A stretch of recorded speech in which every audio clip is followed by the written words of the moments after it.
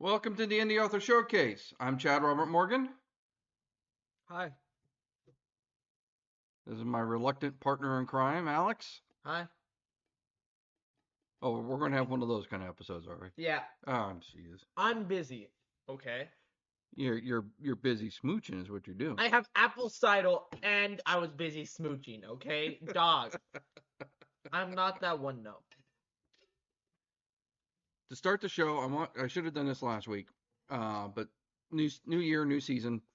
I wanted to talk about the purpose of the podcast, okay, and sort of the rules in play. So the reason we came up with the Indie Author Showcase is because we were at these conventions and we were seeing, especially WonderCon. WonderCon, we had rows and rows of indie authors, right? And they were all trying to do the same thing, which was get people to try out their books, right? That's all an author really wants is for somebody to read the book and to like it and come back for the next one, right? So we were working the floor. We were trying to get um, the authors to kind of work together so that way, because people have different genres that they like, different flavors. You know, some person likes sci-fi, some person likes fantasy, some person likes true crime, that kind of thing. And 50 Shades of Grey. there was a flavor for that, but that's all right. So the goal was is to try to pair the audience member with um, the author, right? And that got us thinking. It says, well, what if we did this on a grander scale? Let's work together to try to promote indie authors, and hence the Indie Author Showcase was born. Hmm? Right? So to put it out there, we do not bring books on the podcast that at least one of us doesn't like. Yeah. Right? We've had a few times when we had a split decision, but at least one of us should like the book. Right? We do not bring a book on here just to tear it down. I mean, I tried, but you didn't let me when I tried to do 50 Shades of Grey 3. Anyway, You didn't let me put that's 50. not an indie book. First of all, Oh, you didn't like it. Oh. Oh, you just did it because you don't like it, do you? it's not an indie book. You hate 50 Shades of Grey. It's not an indie book. It doesn't belong on this podcast. Doesn't matter if I like it or not. It's not an indie book. It doesn't belong on this Like, podcast. yes, go. You get piped down. I believe in you. Anywho, Anywho. if we talk about a book on this podcast, it should be considered a recommendation, Yeah. right? We're not gonna have some crap book on here and go, oh man, this book sucks. Don't pick this book up. We're not gonna do that. We're not gonna tear anybody down. So if it makes it to the podcast, it's already hit a certain quality bar, right? Um, One of the reasons I bring this up is last week we reviewed Scott Harper's book, and he commented on one of the posts saying like, "Pretty good, I'll take it." And I replied back, "Pretty good from my son is high praise," right? Like, I mean, and it wasn't even a reluctant pretty good. Just like, oh, it's pretty good. And I was like, no, it's pretty good. You know, that from you is like, I can like, Dude, I'm not that bad. um, I don't think I'm that bad. You, I don't the think I'm that bad. the point being is that when we are discussing a book, we are already discussing about a book that we are favoring positively. So, the bar is already kind of high. Mhm. Um, so if we say it's pretty good, we're talking about it's pretty good amongst what we consider to be good books to start with. Right. Okay, that's point one. Point two is we will discuss books that are not necessarily in our flavor, right? Um, and I say this because we do review like a lot of horror, for example, but that's because I do a lot of horror cons to promote my horror books. I don't write horror exclusively, but I do write horror. WonderCon is one of the few conventions we do where I can bring my other books out so they can find an audience. The point being is that if we just reviewed books we wanted to do, this would just be, you know, sci-fi, horror, stuff like that. And I don't think that's fair to those authors that are trying to promote other genres, right? This is not the indie horror book podcast. This is the indie author podcast. So we will tackle books that are not really in our wheelhouse. One example was the book by Cynthia Diamond that we reviewed. I was kind of reluctant because it was a paranormal romance, and I'm like, I don't know if I want to read a romance, but Why? because I'm not, I did not think I would enjoy That's the a toxic rom. masculinity in you, buddy. No, I just didn't. Embrace your feminine side. I What would your inner feminist have to say about this? fem, point You hate being, feminism. no, I just did not think I would enjoy a romance novel, paranormal or otherwise. But it turned out I actually enjoyed that book a lot more than I thought I would. Right? So when we do a review on the show, You hate feminism. I know when we do a review on the show, we try to avoid the whole like, 5 stars, thumbs up kind of thing because it is very subjective, right? A book, and we've had a couple times when there's a book that I thought was actually pretty good that you didn't like. Um, we what we talk about is less about trying to say what's good or bad about the book and more to inform the reader so he knows what's getting into. For example, let's go back to the Cynthia Diamond book. Um, it's paranormal romance, right? So now somebody watches the show, they hear about it, they kind of get an idea of what to expect, and they also realize that it got a little adult in certain situations. So somebody could sit there and say, okay, that's for me or that's not for me. They bang About 3 times, if I remember right. 3 times. Pretty exclusively. I mean, Pretty exclusively. I not exclusively, but um, what's the word I'm looking for? It's not like I'm an author or anything. They Except bang. excessive, or explicitly. That's the word I'm looking for. Thank you. Had a little senior moment there. Um, They bang. they do bang. They Buck, they bang. bang. Um, actually, that's another topic I want to get to in a minute. But let's finish this one up first. Banging? Yes, but we'll get to that in a minute. Um, so there's only two. There's only two rules to get on the podcast, right? Well, three technically. One, one of us has to like the book, right? Again, if we get your book, we think it's horrible, we're not going to bring it on the podcast just to, tear you down. That's not what we do here. Secondly, it's got to be indie author or small press, Hmm? right? Stephen King doesn't need the help. Wrong. No, he does not need the help. We need his help, if anything else. Uh, thirdly, and this is because you're still underage, although somebody just turned 17, just to let everybody know. Yesterday. Happy Um, Hanukkah. one more year until you're eligible for the draft. One more So year till I'm legal. yes. With that said, one more year until we can review erotica because you're not legal. So Are you like looking forward to that? no, I think it's going to be even more uncomfortable talking about that with my son. But that's another story. Yeah. Don't do that. So, but Don't that do that. that is the podcast in a nutshell. And What are you doing? I'm stopping them. Anyways, yeah. So, with that said, I want to talk about something that came up recently. Um, we do review things that are out of our comfort zone because, again, if we just read things that were in our comfort zone, this We would die. this we would not die, but this would be a pretty one note podcast, and it wouldn't be fair for those trying to write books that are not my cup of, my regular go-to things, right?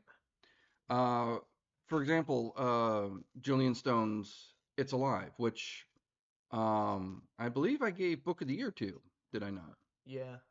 Um, historical fiction, not something I normally would have gravitated to, but I thought it was exceptional. It was a straight banger for real, for real.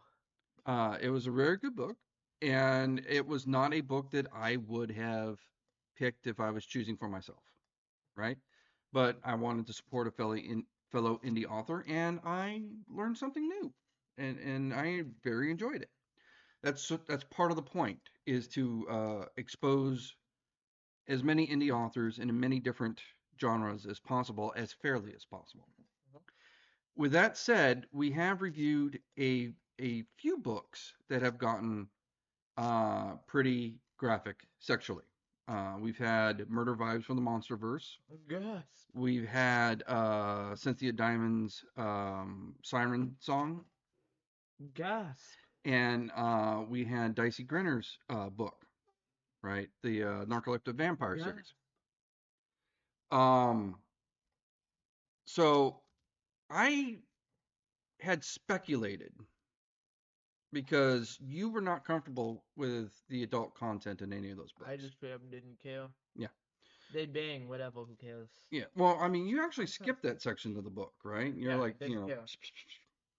So I was speculating. I said, if you were indicative of your generation, does that mean that these books are not going to find an audience as time moves on? Because, like, I had no problem with it, right? But eventually my generation is going to croak. We die, we get replaced by the younger generation. That's how life works. Yeah.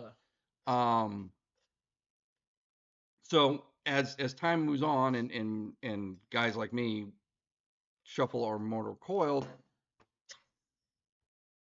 could you say that a little less optimistically? Okay. Um, Let's go. So. the question is I was wondering if that meant that these kind of books would struggle to find an audience in the future. Couple points on that. First of all, I was saying if you were indicative of your generation, you're speaking for your entire generation, no pressure. I want to kill myself. Don't say that. Yeah. I hate my generation. Go. I'm so anti Gen Z. Point being is that this is not like an exhaustive study. I'm working on a sample size of 1. Right? But God, am I a sexy sample size? Sorry. This much is true. But Thank you. But I did say if you were indicative of your generation, if is doing a lot of heavy lifting in that sentence, right? So I say this because, like I said, we reviewed a few different. One of them sort of called us out on her podcast, saying like, "Well, he doesn't like it." That's so. Point being, because I don't want any bad blood, it was just kind of me thinking out loud at the time. Do not take anything I say seriously. It's not. It did get me thinking though, because I did do a little research, and statistically, your generation is just less interested in sex, right? You're having sex later. You're having less kids. I mean, it's just you're. Well, I mean, you're still kids yourself. Why are we having the sex episode right now? Well, because I got called out on it. That's the reason I'm saying. Oh, so now we have to talk about the sex episode. Yes. The sex one. Okay, but you see, the point I'm trying to get is it got me thinking about a couple things. One, maybe you are indicative of your generation because statistically, your generation's less interested in that kind of stuff. Okay. The other thing I thought about was sort of a counter argument to that because what I was also speculating was your lack of interest is due to the fact that it's ubiquitous, right? It is all over the place. Can you stop that? If you're double fisting, it means you have a problem. I'm just letting you know. I love sparkling cider. Uh-huh. So, if I'm right about your generation's lack of interest in sex because it's so ubiquitous, 19 states have a porn ban, right? In fact, right now it's being fought in the Supreme Court, right? So in those areas, it's not so ubiquitous. They don't have access to it like we do here in California. My point being is maybe it's more regional, right? Like maybe those that are in states like California that have no such ban and it is more prevalent, the thrill's gone, right? It's like it's no big deal. It's all over. For those who are living in an area where they can't get access to it as easily, it's more explicit. Forbidden fruit is always more tempting. So all these thoughts are going through my head. And again, this is just me thinking, right? This is not an exhaustive study. I did not do any research papers. It's just don't get, too upset You with me about it. Google searched and called it a day. Good job, you Pretty white much. man. Pretty much, yes. Go white man, go white man, go. But one thing I did think that would be interesting though is what if we did a panel about this? Or what? A panel, like either on the podcast or even in like at a convention. Like if we had some of these authors, uh, like Cynthia Diamond or Dicey Grenner or the guys from Diabolic, and ask them, this is what do you think about this? Am I right? Am I wrong?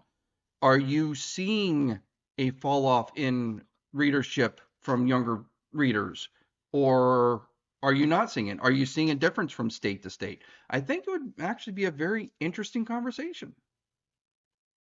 Right. I will not be present. Don't give a shit. I do not. I just straight up don't care. But that's the point. You don't care. Yeah, and counterpoint, I'm also a minor father. I cannot attend because I happen to be under the age of 18. We were going to discuss sexuality. We weren't actually going to put on a show. I know that. Well, we're not discussing sexuality, we're discussing sex. Big difference there. Well, you discussed it in school. I don't think this is much better. Sex? You should. Yeah. You didn't have sex education? Well, I just haven't taken health yet.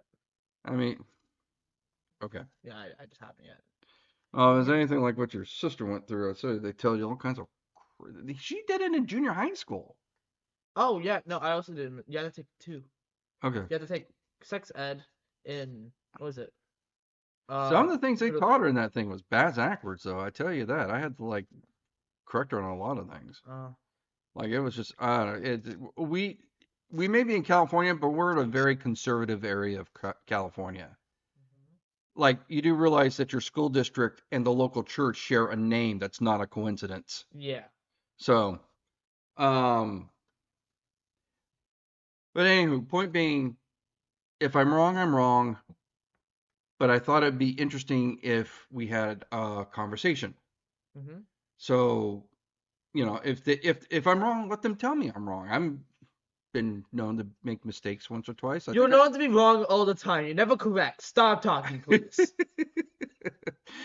Oh, okay. We'll just shut this off then. No, we're done. Let's go. Okay.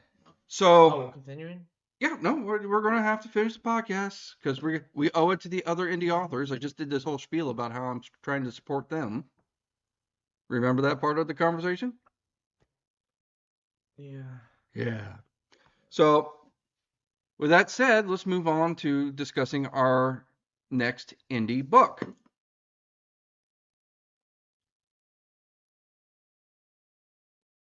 What was the pause? Why are we doing Oh, I this? thought you were going to say it. No, you're saying it. That's not right. My bad. Sorry. Okay. No, that's the name of the book. I'll leave that. No, that's the name of the book. You're racist. Where do you get racist from You that? hate Filipinos. I do not. I married one. Hmm? What, just one? I should be a polygamist to prove that I'm not racist? Yes. I don't think your mother would go for that. Marry all Filipino women. I don't think your mother would go for that. Fine. Donate all your money to Filipino women. What money? I'm broke. Get money. If I could do that, I would be broke. Get money. Give it to Filipino women. See how the circular logic is not working here? Okay. No. Here's what you do. You get. You're racist. You're not listening to my ideas. Where do you get racist from this? Stop. You stop. I'm trying to do a podcast. Shush. I'm trying to do Speak. I'm trying to do a book Let the review. Filipinos speak. You'll put me in my Okay, foot. you go ahead. The longer you speak, the less kisses you're getting. Good point. Can we get back to the book review now? Real quick. Okay. The reason you write your book is because you're contributing to a cycle. The cycle is you get money, you give it to Filipino women, but then you get broke because you give all the money to Filipino women. By Filipino woman, you mean your mother, maybe. No! What does that prove? Okay, it proves that I'm married. It proves that it does not disprove that you're racist. I don't see how you're getting from A to B on this one, but can we move on? Yeah. Can we do the book review, please? Yeah. Thank you. I think you people have certain races. So, book review, that's not right. We're not going over this again, man. Who's on first? What's on second? I don't know who's on third. Don't tell me you don't get that reference. Oh, we are going to have a conversation later if you do not know your classic Abbott and Costello. Anyhow, That's Not Right by Scott Meyer. Mhm. Okay, so we talked about Scott Meyer last year. This is his new book. He is probably one of my favorite indie authors because he is funny. And the audiobook, he teams up with Luke Daniels, who is an excellent audiobook narrator. I think the only team besides Scott Meyer and Luke Daniels that might be better would be Barry J. Hutchinson and Phil Thrawn. But Barry J. Hutchinson, I don't think does comedy anymore. He's too busy doing, I think, crime dramas as J.D. Kirk now. That's his pen name. So I think, unfortunately, that ship has sailed. But Luke Daniels, I think, is a phenomenal narrator. Scott Meyer, I think, is a very funny writer. Mhm. And so this book is about a veteran radio show host who is doing a show basically about like mysteries of the unknown, like unsolved mysteries or In Search of, which is way before your time. In Search of, hosted by Leonard Nimoy. He used to do one of those things where like, was Bigfoot really spotted in these woods, right? That kind of thing. So he gets teamed up with a young producer Young producer. Ooh. who basically got famous by taking a YouTube channel and turning it viral, right? So now this is her first real corporate job, right? And her job is to take his radio show, basically put it on YouTube, right? And kind of thing. So that's the basic plot of the book. What did you think of the book? I thought it was funny. What was when you say it's funny, what kind of stood out to you in terms of the humor? Like Anti-conspiracy theories. that I thought was the funniest part of the book. Yeah. Right. There's this one part where one of his frequent guests is like saying, "Well, I have a person who knows that all the conspiracy theories are false, but her theory of why all the conspiracy theories are false is because they're covering up other conspiracy theories." Mhm. Right? They're a distraction. Like at one point she goes talking about like flat Earth. Obviously the Earth's not flat, but the flat Earth conspiracy is there to provide cover for the real conspiracy. It's the sun that's flat. you know, I think that was one of the few parts in the book where I was really laughing out loud. Like that was funny. Mhm. One thing I thought was interesting was he wrote the book almost as a collection of short stories. Yeah. I say almost because they do. There is a through line going through the book, right? Um, but basically, each one of the quote unquote short stories is one of the episodes they're doing. So they would go and do an episode about some lizard man in Florida, and then they would do um, I'm trying to think what happened after the lizard man in Florida, because then they dealt with conspiracy theorist, like up in New England or something like that, and then they went to the the small Kano. That part was funny too with the small Kano with it. That was funny. Um, but yeah, each one is kind of written in its own short story. The only thing that saves it from just being an anthology is as she posts the previous video in the next short story, she's dealing with the fallout. So it is sequential, right? Um, I will say, as much as I like this book, and I did enjoy it, um, I do like Brute Force and some of the early Magic 2.0 books a little bit more. I thought it was very good in terms of his library. I thought it was kind of in the middle, right? Uh, keep in mind, I think there's only been one book he wrote that I did not care for, and that was the one with the thief, the sci-fi thief. That one, I think, that was the only one of his books I just, and it wasn't bad. It just, I didn't jive with it. I couldn't find the I don't know, whatever it was, it just, I did not click with that book. That's the only one he's written that I did not like. Um, so yeah, if you get a Scott Meyer book, it's going to be a good book, right? Um, so I would say this one would be in the middle of his catalog, right? Just what do you think? I mean, did you ever Uh, read the Magic 2.0 books? I did almost all of them. Yeah. Yeah. Did you No, I did you ever read the Vex Generation, which I think was the last one? no. You might want to check the Vex Generation because that's the one where it deals with the guy's kids, right? Hmm. That one was a little trippy too because that had a bunch of timey-wimey BS, which of course the whole book has a lot of timey-wimey stuff in it. Yeah. Anyways, book good. Book good. Us do words well. Yes. Yes. No, you pretty much said what I had to say. So I mean, I would just repeat the same sentiments, and that's lame. Like racism lame. Pans over to you, you racist. Oh, good lord. Anyways, with that being said, we're done. Well, no. Okay, so let's wrap it up by talking about our convention schedule. Go quick. In 2 weeks, 2 weeks. 2 weeks we have Creep IE. What days? That would be January 31st, February 1st, and February 2nd. Okay, good. Go. Okay, no, hold on. Back up.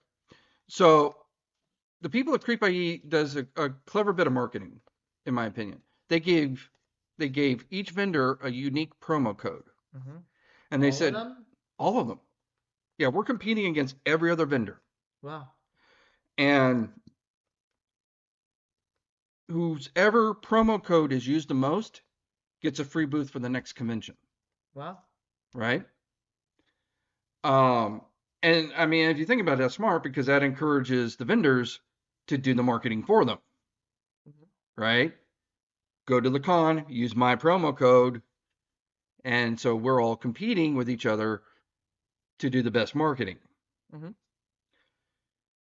So they announced not the winner, but basically we're halftime in this game, Mm-hmm. right?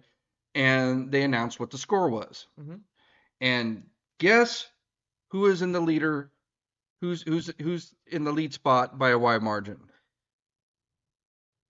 Uh, Take a wild guess. uh, uh, uh, uh, This shouldn't be uh, hard because I'm not giving you any options, but uh, us.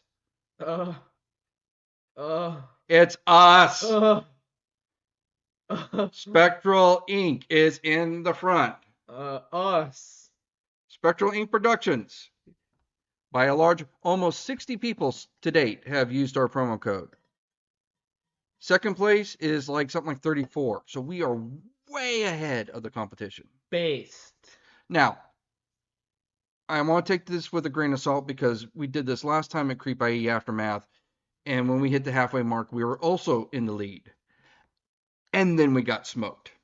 Mhm. We got smoked big time. But I think at halftime, last time we did this, I think we only had something like 17 promo codes cashed in, Mhm. right? And I don't think we got any more after that, right? I think we stayed stagnant, and I think we tied for third, if I remember right. Like somebody came up from behind and got like something like 30 promo codes in or something like that. So we're already almost at 60. Mhm. So I'm feeling good, but I'm not resting on my laurels.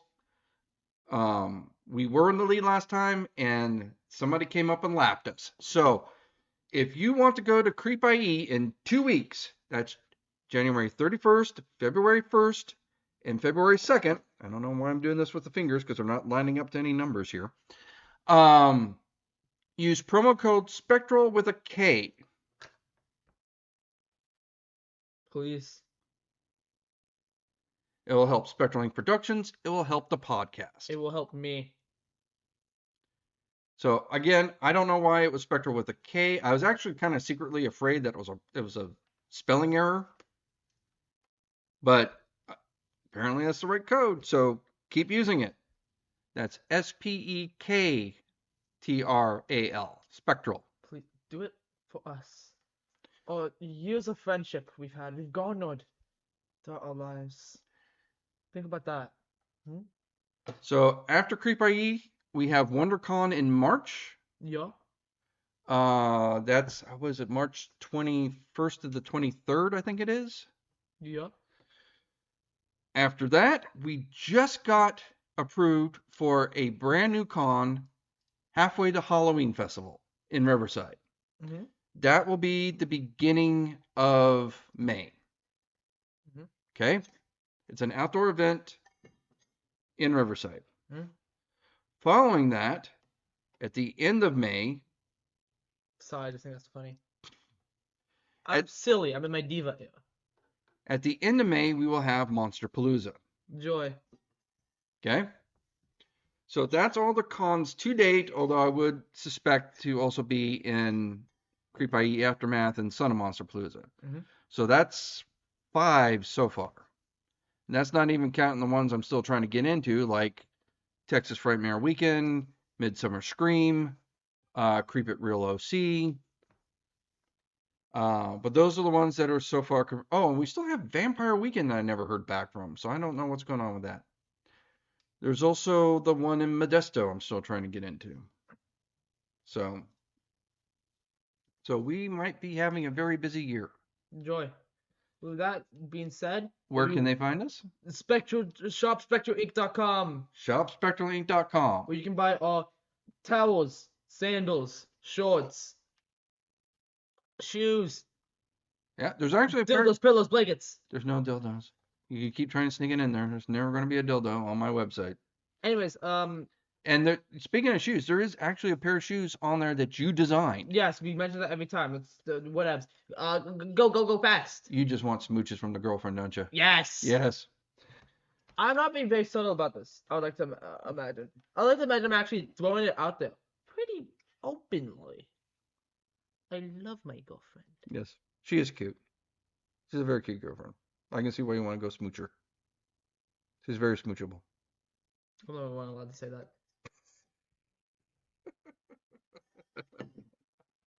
I never want you to say that ever again. I'm just looking at that face. I don't know why anyone wants to smooch that face with all the hair in the way. Toodaloo. Bye. See ya.